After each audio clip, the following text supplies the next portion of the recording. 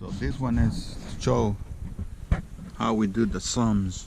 See, this unit, see how well we adapt is just two sums to thermostats.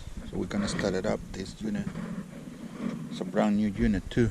See how we bend the line set. This is clean. See the drain. See how well we adapt, clean. His strip in there. So this is clean.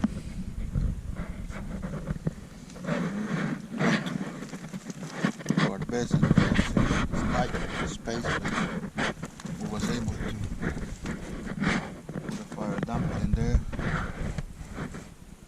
and everything. So how we work. 14-inch return. So float switch, primary, secondary float switch, or drain pan float switch. See, that's, I see a lot of people just putting just this one right here, and not that one, not the first one. So I use both.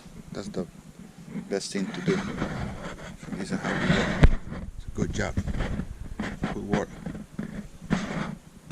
So we do our best in here. So now, how clean it is. This one need a box, metal box. But see, it's clean. Everything's clean. Really clean. See? What we use. Señor. ¿Cómo le va?